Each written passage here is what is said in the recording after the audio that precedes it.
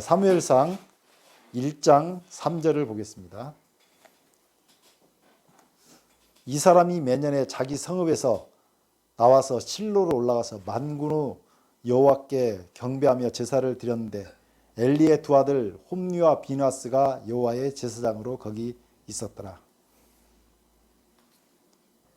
사무엘상에는 세 사람의 주인공이 나오는데 첫 번째가 사무엘, 두 번째가 사울, 세 번째가 다윗, 이렇게 세 사람의 주인공이 등장합니다. 1장에서 7장까지는 사무엘 이야기가 나오고요.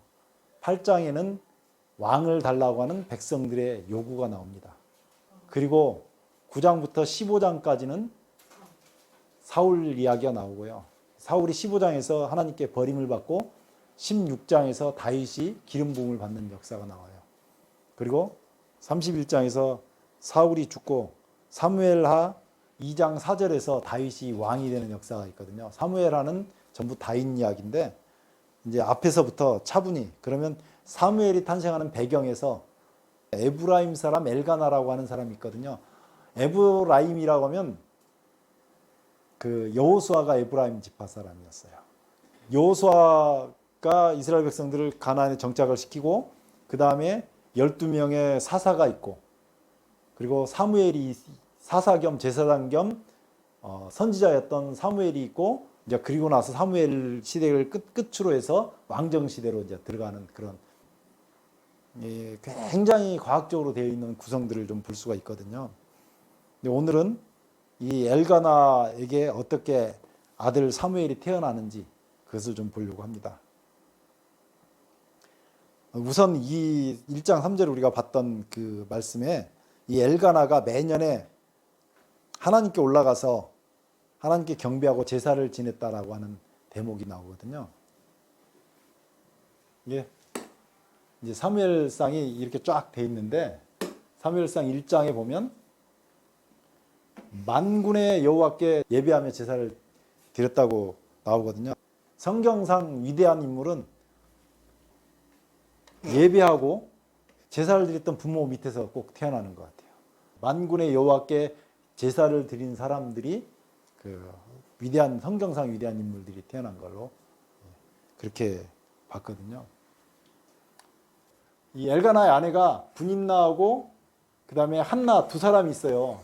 두 사람이 있는데 이 분인나는 자식이 있고 한나는 자식이 없어요. 우리가 다 아시는 대로. 그래서 분인나가 왜 여자들 또 투기한다 그러잖아요. 분인나가 그 한나에게 자식도 못 낳는다고 하면서 이게 속을 무시하고 비난하고 막 속을 상하게 하니까 한나가 울면서 기도하는 장면이 나와요. 근데 제가 이제 성경 읽으면서 이런 구절들이 탁 눈에 들어와요. 그러나 여호와께서 그에게 임신하지 못하게 하시니 여호와께서 그에게 임신하지 못하게 하심으로 그의 적수인 분인나가 그를 심하게 격분하여 괴롭게 하더라. 왜 이렇게 성경에 표현했을까요? 이제 성태치 못함으로, 근데 여기는 이제 임신을 못하게 하심으로라고 이제 이게 나오거든요. 그러면 우리가 볼 때는 사람이 임신을 하고 아이를 낳고 이렇게 하는 것이 뭐 자연스러운 것 같은데 하나님의 특별한 섭리가 있어야 임신한다고 하는 그런 생각이 좀 들더라고요, 저는요. 그런데 분인나에게는 자식을 주고 한나에게는 왜 자식이 없게 하셨을까요? 이런 비슷한 이야기가 야곱의 두 아내에게서도 있었어요. 야곱이 라헬을 사랑하고 레아를 덜 사랑했거든요. 그러니까 하나님께서는 레아를 생각해서 레아에게 잉태를 하게 하시고 라헬에게는 잉태치 못하게 하셨어요. 나중에 물론 요셉을 태어나게 하셨지만, 그래서 라헬이 야곱에게 나로 그 아이를 갖게 하라고 떼를 쓰던 장면도 이제 그랬더니 야곱이 화를 내면서 내가 하나님 간데 생명을 잉태케 하겠느냐 이렇게 얘기했던 적도 있는데, 이게 왜 그랬을까요? 두 이야기의 공통점을 찾아봤더니 원래 이제 부인을 한 사람만 얻어야 되는 게 정상인데 한 남자에 한 여자 이렇게 표현해요. 요즘 뭐 동성애자들도 있고 뭐 이러기 때문에 하나님께서 정하신 법칙은 이거예요. 한 남자에 한 여자. 그것이 유일한 결혼의 법칙인데 이게 지금 두 사람의 부인이 있는 거잖아요. 둘이 있는데 한 여자는 남편의 사랑을 받았잖아요. 한 여자는 남편의 사랑을 못 받았잖아요. 사랑을 받는 여자에게는 아이가 아직 태어나지 않게 하시고 한 여자에게는 아이를 태어나게 하셨어요. 제가 볼 때는 하나님께서 공평하게 보신 것 같아요. 레아가 남편의 사랑을 받지 못하니까 아이를 키우고 자식을 키우면서 거기에서 자식을 키우는 과정 속에 위로를 받고 네 번째 아들을 낳을 때는 하나님께서 찬송을 받으실 것이다. 이렇게 해가지고 이름이 유다잖아요. 저는 유다가 창세기 인물 중에서는 제일 위대하게 보여지거든요. 뭐 물론 잘못한 건 있지만 그래서 그런 것들을 이제 봤을 때 여기서도 한나가 잉태를 못했던 까닭은 남편의 사랑이 너무 크니까 그 보상적으로 분인나에게 주셨는데 자식을 분인나에게 주셨는데 분인나가 그러면 하나님께서 자기를 생각하신 걸 알고 겸손하게 살아야 되는데 자식 못 낳는다고 남편의 사랑을 또 받은 사람은 또 격동해서 사람은 자기가 받은 바 은혜를 족하게 못 느끼는 것 같아요. 이제 그래서 한나가 올라가 가지고 기도합니다. 한나가 너무너무 속상하니까 자기는 자식을 못 낳고 남편의 사랑보다도 또 자식 그것도 부럽죠. 사람이 하나님께서 공평하게 일을 하시지만 사람은 그렇지 못한 것 같아요. 이제 제 생각이니까 이런 거는 한나가 기도하잖아요. 기도하고 서원을 했어요. 그래가지고 이제 딱 있다 보면 주의 여종에게 아들을 주시면 하고 기도를 한단 말이에요. 근데 그것을 구경하고 있던 엘리가 보니까 입술은 따복따복 하는데 말소리가 안 들리니까 왜 그렇게 술 먹고 주정하느냐 이렇게 했던 것 같아요. 이걸 미루어 봤을 때 속으로 하는 기도가 기도의 원칙은 아니고 기도는 소리내서 하는 기도가 기도의 원칙이라고 저는 성경을 보면서 알고 있어요. 제가 교회를 처음 나갔더니 어떤 교회에서 좀 애들이 떠들면 조용히 집사님의 와가지고 이렇게 하나님 계신 곳이니까 기도도 소리내서 하면 안 된다. 제가 처음 교회를 나갔을 때 그렇게 교육을 받았어요. 예수님도 골방에 들어가서 기도하라 그러잖아요. 만약에 기도를 골방에 들어가서 기도를 한다고 하면 소리내서 기도하는 것이 기도에는 원칙이라고 하는 거죠. 그래서 제가 혼자 있을 때는 소리내서 기도하는 것을 많이 연습을 합니다. 저는 그게 잘 안 맞아요. 왜냐하면 그렇게 제가 살아오지를 못해서 그게 잘 안 맞지만 저는 이제 이걸 봤을 때 성경에서 말하는 기도의 원칙은 소리내서 하는 것이 기도의 원칙이고 그래서 골방에 가야 되고 골방이 없고 옛날에는 우리는 문풍지로 발랐던 시대에는 한국 교회가 각 곳의 교회들에서 통성기도를 할 때 옆에 사람 기도 듣고 있는 게 아니라 소리가 너무 사방에서 시끄럽게 나오니까 그 기도 자체가 골방이 돼. 기도하는 사람들에게는 통성기도하던 교회가 골방이 됐던 거죠. 어쨌든 이제 엘리가 그렇게 말하는 걸 한나가 대답할 때 그게 아니라 내 속에 피통함이 있어서 그렇다라고 얘기하면서 그러니까 엘리가 평안히 가라. 이스라엘의 하나님이 내가 기도하는 것을 허락하시기를 원하노라. 그리고 이렇게 기도하고 나니까 가서 먹고 얼굴에 다시는 근심빛이 없더라 이렇게 나오거든요.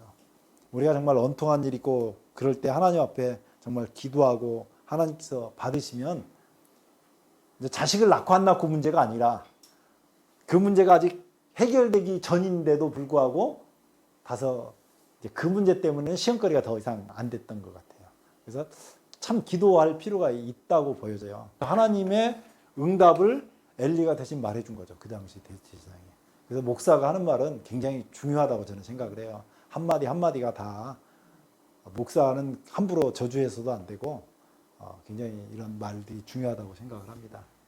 그리고 엘가나가 그 아내 한나와 동침함에 여호와께서 그를 생각하신지라. 저는 이런 구절을 읽을 때는 감동이 돼요. 그 라헬이 요셉을 가질 때 여호와께서 저를 생각하셨다라고 하는 구절이 분명히 있어요. 그때도 그것을 읽으면서 엄청 감동을 받았어요. 하나님이 사람을 한 사람 한 사람을 얼마나 생각하시는지 몰라요. 기도를 하면 하나님께서 응답해 주시는 손길이 참 많이 신기해요. 아침에도 제가 그런 얘기를 하나 했잖아요. 정말 난감할 때 이거 어떻게 할까? 그럴 때 하나님 기도하면 하나님께서 길을 내시더라고요. 그리고 사무엘이 제가 지난번에 하나님의 이름, 그 다음에 하나님께 구하였다, 하나님의 응답 이런 뜻이 있다고 하지만 성경에서는 정확하게 사무엘이 그 이라고 이름한 것이 내가 여호와께 그를 구하였다. 이게 사무엘의 이름의 뜻이에요. 이렇게 이제 나오거든요. 네, 구해서 얻었으니까 이제 이렇게 나온 거죠. 이제 남편은 매년 제를 드리려고 매년 하나님께 제사하고 경배하러 올라가는데 그 한나는 올라가지 않습니다. 언제까지요? 아이가 젖을 뗄 때까지.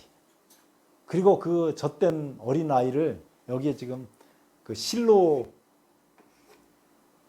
여호와 집에 앞에 나아갔는데 아이가 어릴 때 지금 데리고 갔어요. 데리고 갈 때 뭘 했냐면 수수를 잡고, 저는 성경에 곳곳에 있는 이런 그 어떤 번제, 하나님께 드리는 제사 같은 것들을 보면 참 이 사무엘상을 푸는 열쇠는 저 제사에 있다고 저는 보거든요. 사무엘상은 제사를 어떻게 드렸느냐, 제사를 드리고 한나가 기도하고 제사하는 집안에서 기도하고 얻은 아들이 사무엘이다.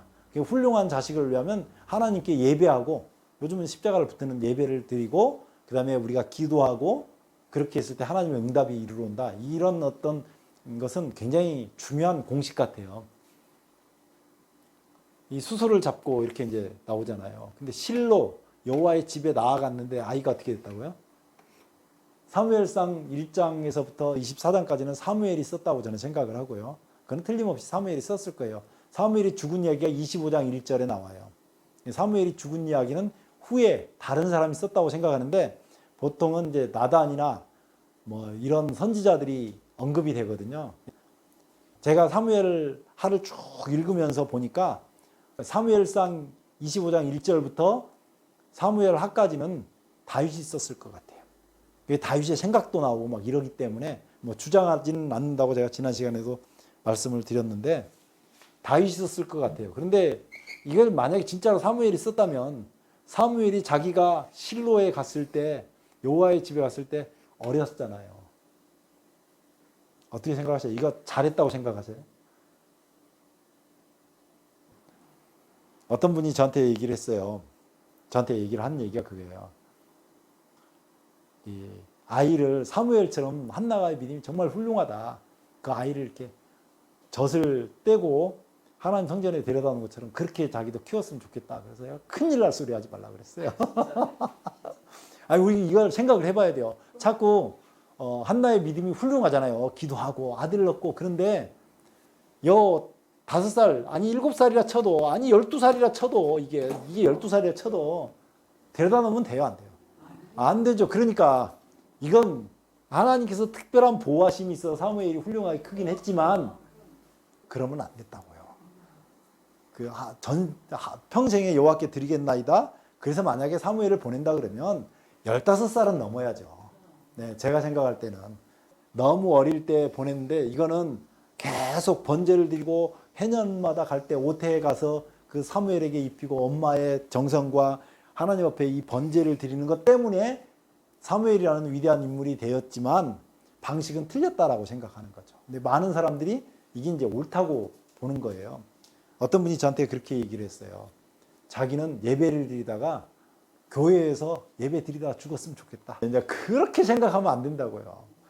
우리가 생각하는 건 합리적이에요. 병원에 가서 요즘은요 법체계가 복잡해요. 그래서 집에서 죽으면 어떻게 죽었는지 의사가 와서 다 이걸 해야 되니까 나이 드신 분들 혹시 이런 방송을 들으면 제발 그렇게 하지 말고 병원에 가서 그 의사 곁에서, 그리고 목사가 멀리 떨어져서 못하면 전화로 기도받고 운명하셔도 천국은 보장되니까 예수 이름을 믿는데 천국이 있는 거지 어떻게 죽느냐가 천국이 있는 것이 아니거든요. 그러니까 제가 이런 얘기를 본 적이 있어요. 실로 여호와 집에 나갔는데 아이는 어리더라. 이렇게 키우면 안 된다고요. 그리고 제가 생각할 때는 부모가 언제까지 자식을 돌보냐. 성년이 뭐 19살이냐 20살이냐 그러면 잘라내고 애가 다 자기 뒷바라지를 해야 된다 그러지만 유대인하고 한국 사이는 비슷하다고 생각하고 군대도 갔다 와야 되죠. 이러저것 하면 한 30살 될 때까지는 부모가 뒷바라지 해주고 30 넘어가면 혼자 쓰고 그 다음에 그 자녀가 40 넘어가면 부모를 또 뒷바라지 해주고 이렇게 해서 사는 것이 아름답다고 저는 생각을 해요. 예수님도 30살까지 목수일 하다가 나오셨으니까 우리가 그 본을 받으면 된다고 저는 생각하거든요. 저는 이제 성경적 본으로는 예수님이 기름 부음을 받고 공생애를 나갔을 때가 30살이었으니까 그렇게 하는 것이 맞지 않을까라고 생각을 해요. 그리고 이제 한나가 기도한 이야기가 2장에 나옵니다. 한나가 기도해서 이거는 읽어보시면 굉장히 감동이 있어요. 이 얘기는 그냥 넘어가겠습니다. 뭐 이런 구절들은 아주 너무너무 구절이 좋아서 제가 이렇게 해놓은 거고 여호와와 같이 거룩하신 이가 없으시니 이는 주밖에 다른 이가 없고 우리 하나님같이 반석도 없으십니다. 이렇게 이제 나오는 구절들인데요. 사실은 매 순간 우리가 기도의 응답을 받고 있거든요. 우리의 심장을 지금 이 순간에도 뛰게 하시는 분은 하나님이시고 우리의 모든 것을 주관하시는 분이기 때문에 하나님을 보고 이렇게 살면 돼요. 사무엘이 가서 아이는 제사장 엘리 앞에서 여호와를 섬기니라 하나님을 섬기고 있고요. 그런데 엘리의 아들들이 나와요. 엘리의 아들들은 행실이 나빴다고 그랬는데 15절에 이런 말씀이 있어요. 자, 기름을 태우기 전에도 이렇게 나오거든요. 하나님께 제대로 제사를 드리기 전인데 그 소나 양이나 염소를 잡으면 하나님께 제사를 드리고 남은 것이 본래 제사장 몫이거든요. 그런데 하나님께 제대로 예배도 드리기 전에 지금 고기를 와서 달라고 하는 모습을 볼 수가 있어요. 삶은 고기가 아닌 날거를 이제 가서 구워 먹으려고 했겠죠. 뭐 그 날고기를 먹지는 않았을 거예요. 피채 먹지도 않았을 거긴 하지만 제사를 경멸히 여긴 거예요. 엘가나라고 하는 사람은 하나님께 제사를 엄청 잘 드렸어요. 철저하게.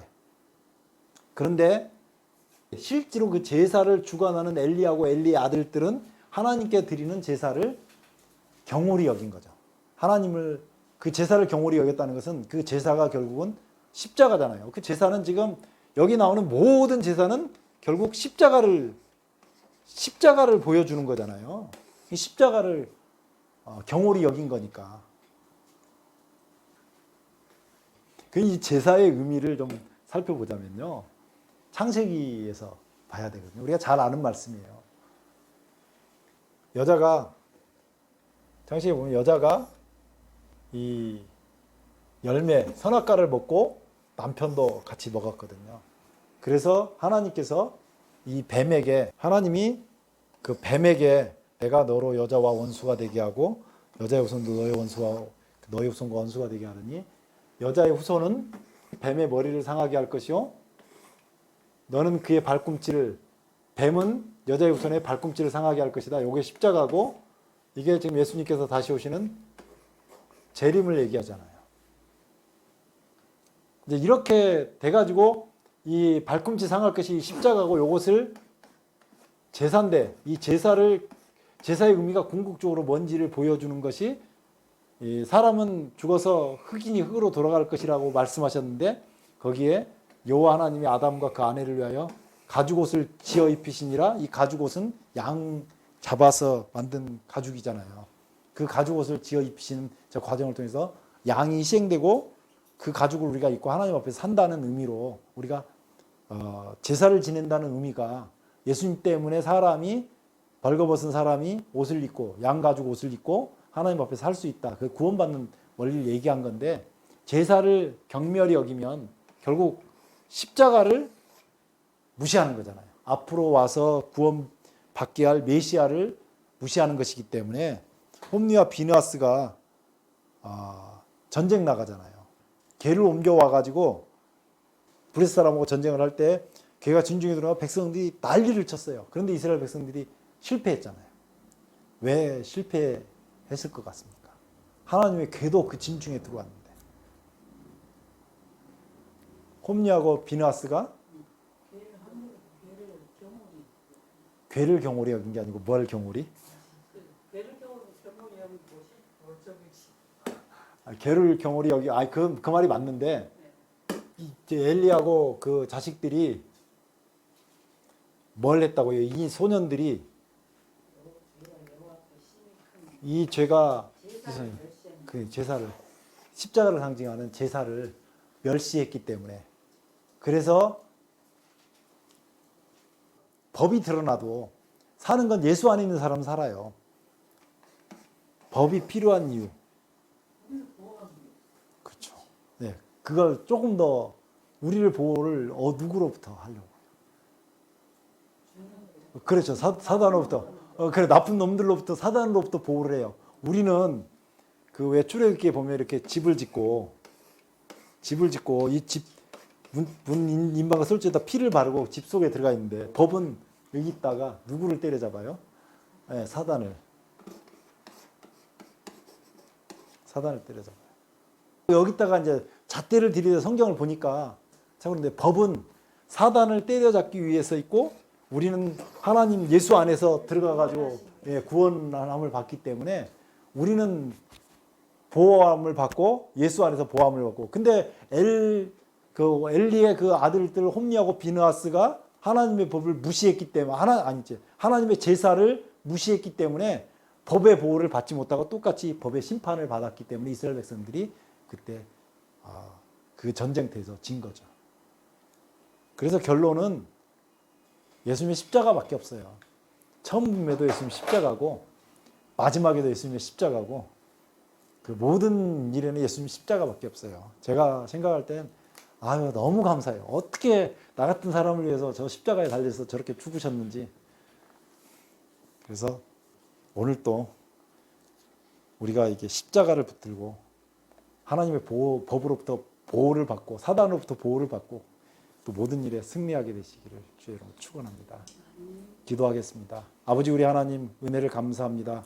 오늘 우리가 사무엘상을 통해서 우리에게 정말 필요한 것이 제사라고 하는 것을 배웠습니다. 우리가 늘 주님 앞에 예배하게 하시고 십자가의 보혈로 맑게 씻김을 받을 수 있도록 은혜를 베풀어 주시옵소서. 주님이 보호막이 되셔서 세상에서 밀려오는 사단의 어떤 계계도 능히 이겨낼 수 있도록 은혜를 베풀어 주시옵소서. 예수님 이름으로 감사하며 간절히 기도드리옵나이다. 아멘.